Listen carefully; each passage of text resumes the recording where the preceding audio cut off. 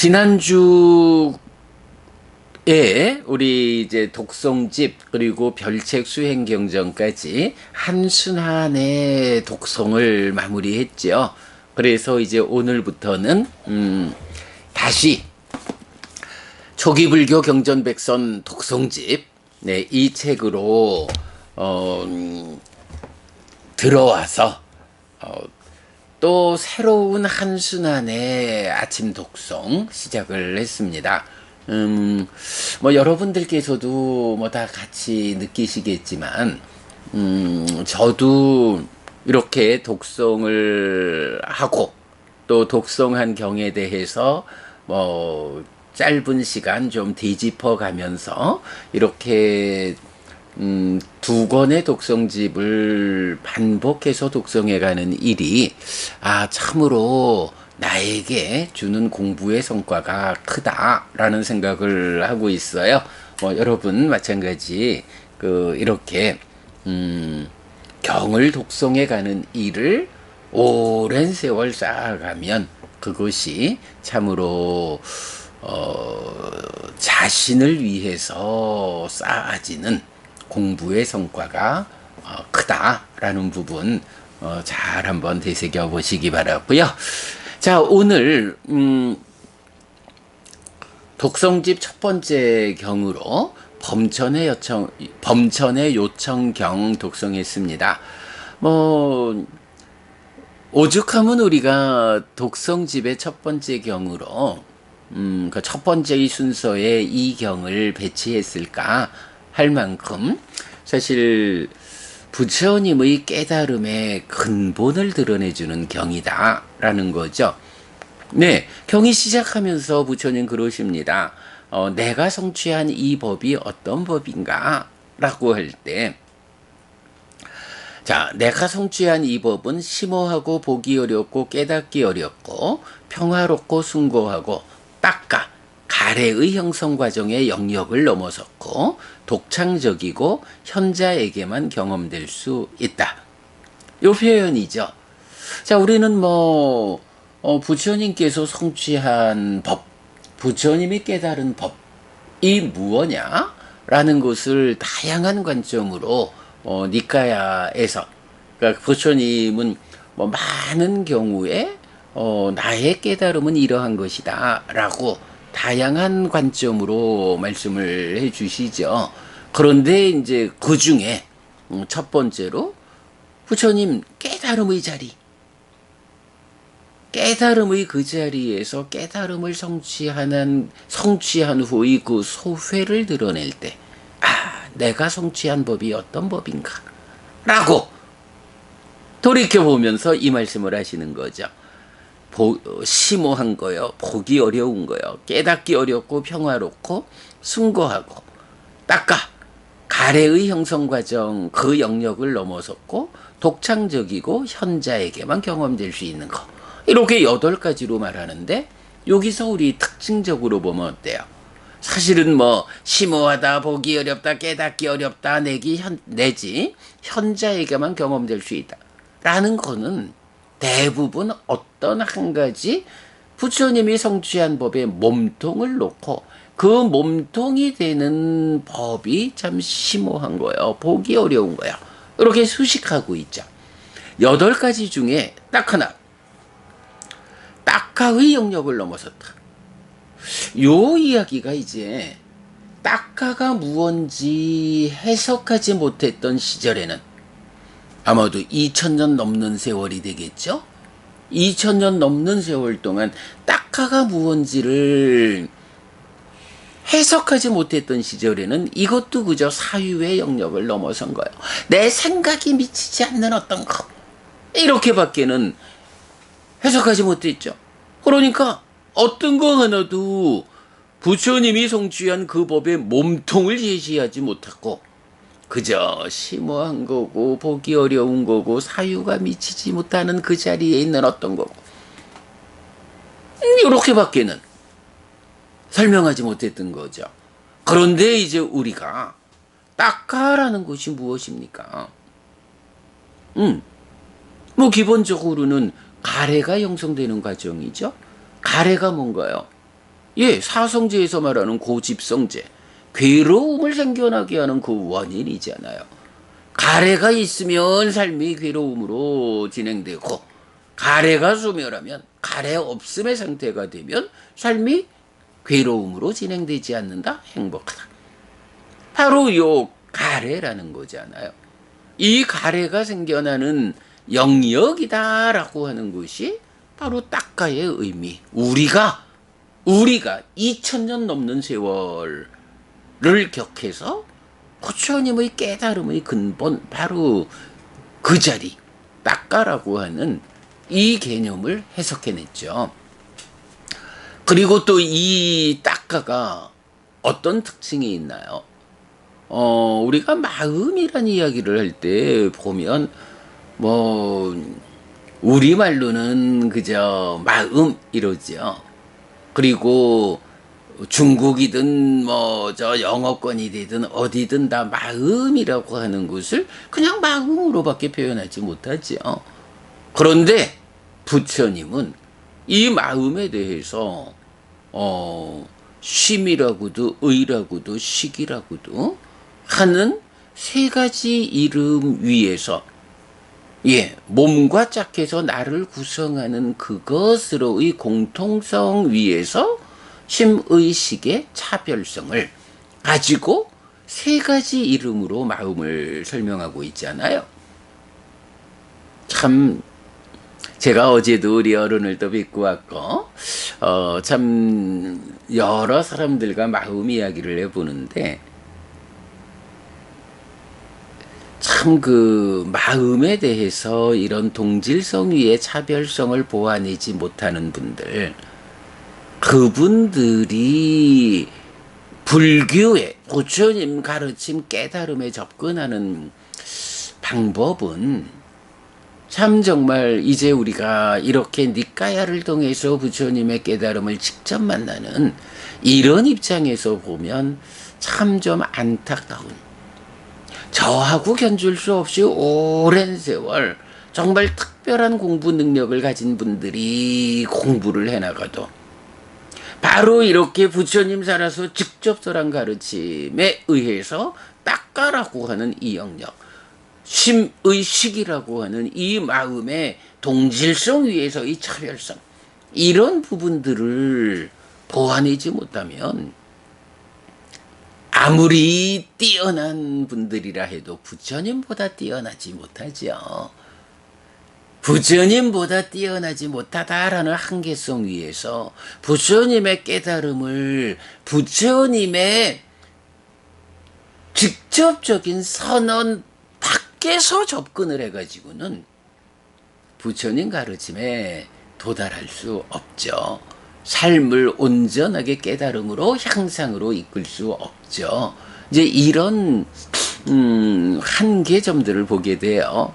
해피스님이 특별한 공부 능력을 가진 사람 아닙니다만은, 그럼에도 불구하고 오직 이 공부가 어디에 있어야 하느냐라고 해서 후대의 교재들, 초기 불교로 보자면 아비담마요, 정정도론이요, 많은 주석서들, 또 이후 대승으로 가면 세친이니 마명이니 용순이 하면서 많은 대승적 관점의 교재들, 이런 쪽으로 내가 끌려가지 않고, 사실 저도 출가 전에는 40년을 불교 신자로 살면서 오직 그분들의 관점으로 불교를 만나는 쪽으로 공부하면 잘하고 있다 그랬죠. 출가해서 이제 정작 니까야를 부처님 살아서 직접 설한 가르침을 만나보니까 아이고 그게 아니네, 이래 이제 알게 되는 거죠. 그러니까 이렇게 내가 설 자리를 부처님 살아서 직접 설한 그 가르침의 자리에 올려놓는 순간, 그 참 특별한 공부 능력을 가진 그 어른들이 보완하지 못하는 이런 2000년 넘는 세월을 격해가지고 부처님 가르침의 근본으로 그 본질을 드러내는 일을 우리가 하게 되죠. 자, 어쨌든 이제 그런 측면에서 볼 때 바로 부처님 성취한 법 무엇이냐? 딱가라고 하는 이 가래의 형성 과정의 영역을 넘어섰다. 이거 가래의 형성작용이다. 그런데 또 하나 이 딱가와 관련해서 놓쳐서는 안 되는 게 있죠. 정말 이거 불교의 많은 어떤 다른 영역들 또는 과학이 접근하는 삶의 이야기 모든 것을 다 극복할 수 있는 하나의 관점. 예, 심의식의 이 차별성에 의해서 보면 마음이라는 것이 늘 몸과 함께 작용하죠. 몸과 함께 인식하고 행위하는데 부처님은 우리 삶의 내면에 가면 마음이 몸을 떠날 수는 없지만 그 작용의 측면에서는 몸에 참여 없이 마음 혼자 인식하고 마음 혼자 행위하는 내적 영역이 있다. 그 마음 혼자 작용하는 영역에서 가래가 생겨나는 것. 바로 그 영역을 딱가라고 부른다. 라고 해서 몸에 참여 없이 마음 혼자 작용하는 이 내적인 영역을 부처님이 발견하고 그 끝자리에서 정말 삶의 심오함의 끝자리에서 작용하는 번뇌라는 문제를 찾아내서 해소함으로써 깨닫는. 그래서 가래의 삶이 아니라 가래가 소멸한 삶을 살아내는. 이게 바로 부처님 내가 성취한 법이다 라고 해서 딱가라고 하는 가래가 생겨나는 그 영역, 몸에 참여 없이 마음 혼자 작용하는 그 영역에서 가래를 생겨나지 못하게 했다. 가래가 생겨나는 그 영역에서 가래가 생겨나지 못하게, 생겨나지 않는 상태로 진행시키는 것. 이것이 딱가의 영역을 넘어선 것. 바로 이게 내가 성취한 법이다. 예, 딱가의 영역을 넘어섰다라는 이 한마디를 통해 가지고 부처님 이제 내가 더 이상 고집성제, 괴로움을 생겨나게 하는 원인인 가래가 없는 삶을 실현했어. 가래가 없는 애멸의 삶을 성취했기 때문에 그래서 더 이상 괴로움이 생겨나지 않아. 고멸이 실현되었어. 이렇게 말씀하시는 게 딱가의 영역을 넘어섭니다. 요 개념이죠. 자, 그럼 이렇게 우리가 딱가라는 개념을 해석하고 딱가의 영역을 넘어선다라는 것이 가래가 생겨나지 않는 삶을 성취한 거다. 실현한 거다. 요렇게 되면 이제 이어서 나오는 그러나 존재들은 잡기를 즐기고 잡기를 좋아하고 잡기를 기뻐한다. 라고 해서 잡기라는 개념. 네, 요게 이제 원어가 알라야 라마 라고 해서 알라야라고 하는 요 단어를 우리가 어떻게 또 해석했나요? 예. 부처님이 성취한 법이 딱가라고 하는 이 영역에서 가래가 생겨나는 것.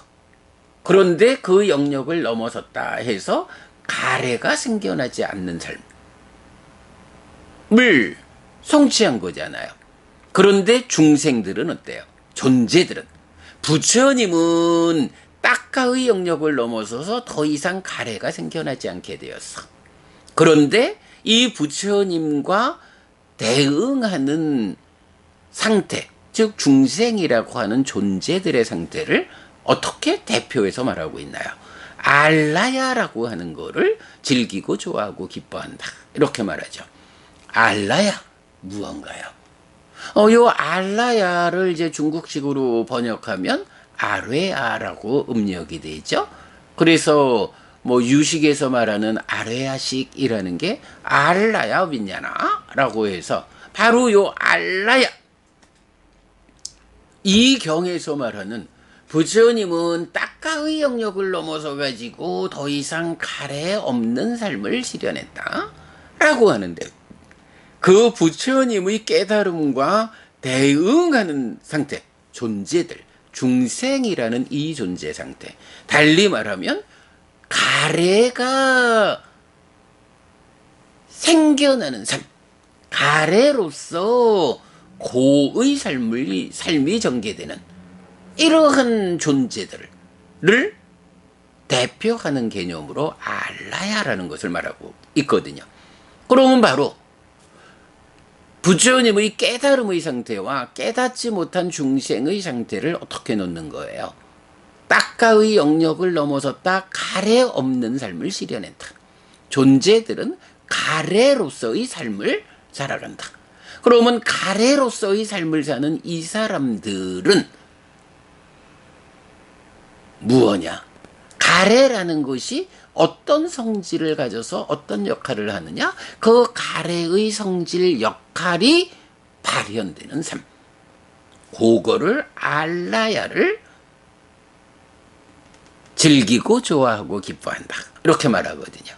그래서 가래가 가지는 성질. 가래라는 게 어떤 성질을 갖나요? 붙잡는 성질을 가지죠. 가래의 붙잡는 성질 때문에 연기는 어떻게 말해요? 따나 빠짜 야우 파다낭. 가래를 조건으로 집착이 있다. 이렇게 말하죠. 가래가 붙잡는 성질을 가지기 때문에 그 붙잡는 성질이 발현된 행위, 업이라는 것이 집착된 행위다. 이렇게 나가는 거죠. 가래가 가지는 성질, 잡기, 잡음, 요게 알라야다 라고 우리가 해석을 했죠. 가래가 형성되는 그 영역에서 넘어선 부처의 성취, 가래가 생겨나지 않는 삶, 거기에 미치지 못한 중생 존재들, 가래가 생겨나서 그 가래의 성질로서 세상을 만나는 요거 잡기, 잡음, 알라야. 알라야라는 것을 이렇게 해석할 때 이제 부처님이 당신의 깨달음의 자리에서의 소회로 드러낸 내가 성취한 법은 이라는 요 부분에 대해서 우리가 해석할 수가 있는 거죠. 자, 그래가지고 부처님, 내가 성취한 법은 딱가의 영역을 넘어선 거고, 그러나 존재들은 딱가를 넘어서지 못한 가래의 성질인 붙잡는 성질 알라야. 바로 그 알라야 잡기를 즐기고 좋아하고 기뻐한다. 그런데 이렇게 잡기를 즐기고 좋아하고 기뻐하는 사람들, 존재들은 두 가지 토대를 알지 못한다. 하나는 여기에서의 조건성인 연기. 요거 뭔가요? 여기라는 것이 중생 세상을 말하죠. 번뇌의 영향 위에서 탐진치와 함께하는 유위적인 삶에 의해서 괴로움을 만드는 윤회하는 중생들의 삶의 영역, 거기를 여기라고 부르고 세상이라고 말하죠. 바로 이 여기에서의 조건성. 네, 연기라고 하는 거, 무명을 조건으로 행들이 내지 생을 조건으로 노사가 이렇게 말하는 연기 12연기가 이게요, 깨달음이 실현된 열반에도 적용되는 법칙성이 아니에요. 연기가 오직 중생이라는 존재 상황, 바로 존재들, 그러니까 알라야를 즐기고 좋아하고 기뻐하는,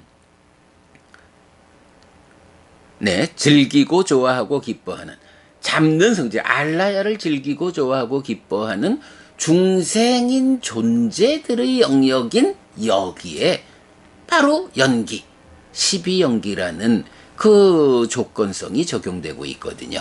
여기에서의 조건성인 연기를 알지 못한다. 알기 어렵다. 그런가 하면 또 하나, 그 여기에서 벗어나서 실현되는 열반, 그 열반도 보기 어렵다. 이렇게 참 명확함이에요. 부처님 깨달음의 자리에서 그 깨달음의 소회를 드러내는 첫마디, 내가 성취한 법은 무엇일까? 딱가의 영역을 넘어선 거예요. 더 이상 가래가 생겨나지 않는 삶, 애멸 즉 고멸의 삶을 성취했어. 이제 더 이상 태어나지 않아. 그래서 불사가 실현됐어. 완전한 행복인 열반이 실현되어서 윤회에서 벗어났어. 라고 말하는 당신의 이 깨달음의 반대편을 알라야, 잡기라는 말로 나타내 주시고, 그 잡기를 좋아하고 즐기고 좋아하고 기뻐하는 사람들은 여기에서의 조건성인 연기와 여기에서 벗어나 실현되는 것으로의 열반, 이 두 가지 토대를 보기 어렵다. 이렇게 말하죠. 보기 어렵기 때문에 오직 부처님이 설한 그 가르침을 뒤따라가야 우리도 여기에서의 조건성인 열반과 여기를 벗어나 실현되는, 거꾸로 여기에서의 조건성인 연기와 여기에서 벗어나 실현되는 열반을 볼 수 있다. 부처님 가르침을 설하신 그대로 배워 알고 실천하는 자들에게 그 보기 어려운 두 가지 토대가 보여진다. 이런 말씀이죠. 자, 이어가지고 이제 사한파티 범천이 부처님께 법을 설해 주십시오라고 요청하는 부분 있고,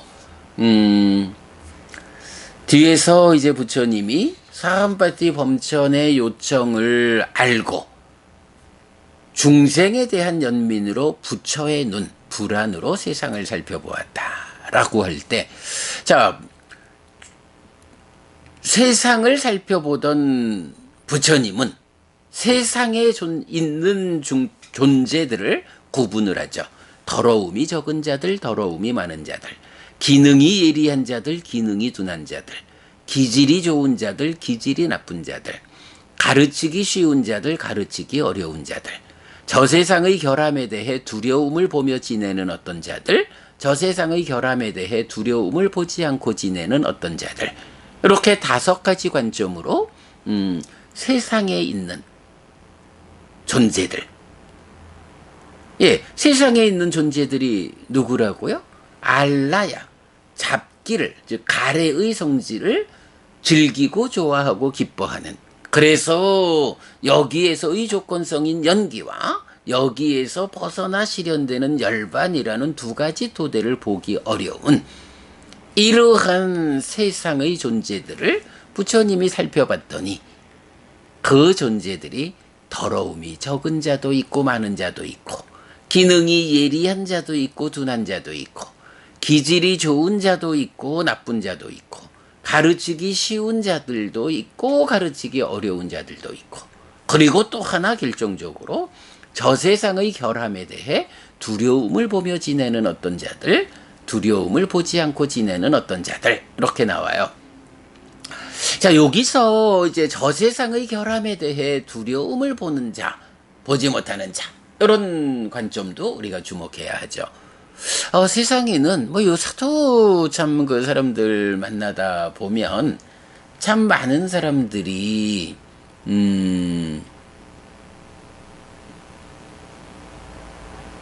오직 이 세상에 제한적으로 삶을 보는, 달리 말하면 죽음 이후에 대해서는 관심이 없어.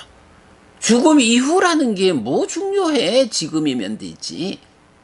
죽음 이후에 대해서 중요하지 않아 라고 말하는 사람들, 또는 그 표현을 빌어가지고 죽음 이후는 없어. 오직 이 몸으로 살아가는 이 한평생, 이것이 나의 삶이요. 이렇게 말하는, 사실은 단멸론자들, 단견을 가진 사람들이 많죠.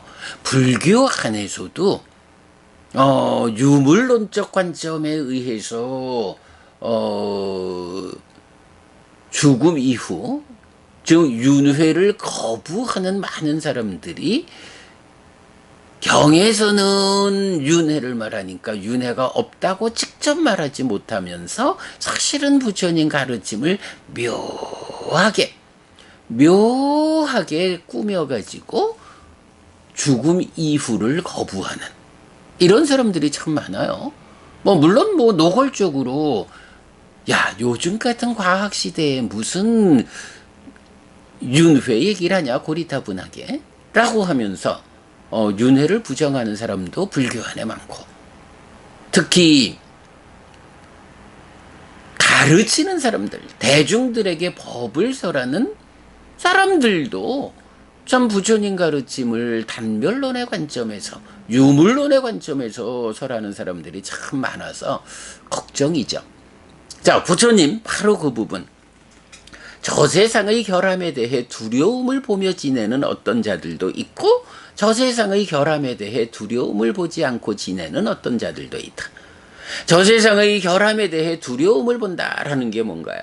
죽으면 또 태어나서 살아가야 하는데 내가 어떤 세상에 태어나느냐에 따라서 그 세상이 가지는 결함들, 지옥에 태어나면 그 지옥이라는 세상이 가지는 결함에 의해서 많은 괴로움을 겪을 것이고, 하늘에 태어나도 하늘에 태어나서 지금보다 굉장히 많이 행복하겠지만 그래도 늙어야 하고 죽어야 하는 이런 존재 상태가 가지는 결함에서 벗어나지 못하는, 이렇게 윤회한다, 그래서 태어나야 한다, 저 세상에 태어났을 때 나의 삶은 어떨 것인가?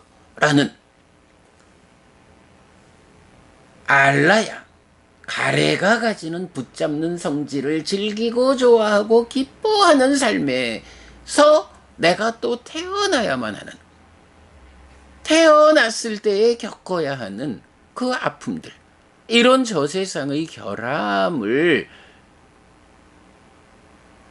보면서 두려움을, 그 결함에 대해 두려움을 보아야 한다. 내가 어서 빨리 부처님이 성취한 그 법을 나도 성취해서 저 세상이라는 이 두려운 존재 상황, 결함이 많은 존재 상황을 반복하지 않아야겠다. 이렇게 저 세상의 결함에 대해 두려움을 보며 지내는 사람들, 이런 사람들이 부처님을 따라서 그 가르침을 배워 알고 실천함으로써 결함투성이인 저 세상으로 가지 않고 열반을 실현할 수 있다. 이런 관점.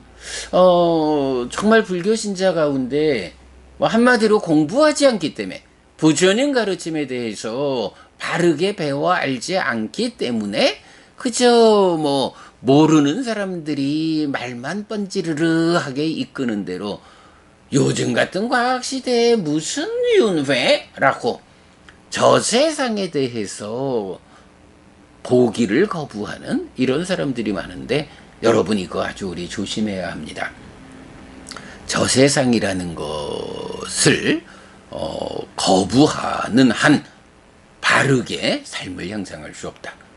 예, 부처님께서 세상에 있는 존재들을 5가지 관점에서 둘러보시는데 그 중에 하나가 바로 이렇게 저 세상의 결함에 대해서 두려움을 보느냐 보지 못하느냐 라는 부분을 포함하고 있어요. 저 세상이라는 거, 내 삶이 이 몸으로의 한평생으로 끝나지 않는다는 거, 이거 여러분 놓치지 않아야 합니다. 자, 요렇게 해서 이제 부처님께서 법을 설하기로 결정하고, 그랬을 때 사함파티 범천이 내가 세존에 의해 법이 설해지도록 기회를 만들었다 라고 기뻐하면서 부처님께 절하고 사라지는, 자, 요런 장면으로 범천의 요청경이 설해졌어요. 사실은 범천의 요청경에서 우리가 많은 주제들을 보게 되는데, 자세한 내용은 지난번 초기 불교 100일 법문에서 1시간 정도의 시간을 할애해 가지고 자세히 말했죠. 근데 제가 이제 오늘 독송하면서 그때 요 부분 저 세상의 결함에 대해서 두려움을 보는 자, 보지 않는 자, 요 부분과 관련한 그 단멸론적 관점을 가지면 안 된다. 저 세상이 있다라고 하는 부처님의 선언 우리가 잘 알아가지고 저 세상을 늘 대비하는 삶을 살아야 하는 거, 이거 놓치면 안 된다 하는 요 부분을 제가 조금 더 강조해 드리느라고 다른 부분들은 다 생략했거든요. 여러분 제가 오늘 또 보고로서 링크해 드리겠습니다만은 초기 불교 백일 법문 에서 좀 자세히 더 살펴보시기 바랍니다. 자, 그리고 이제 이어서 상류다니까야 공부하겠습니다.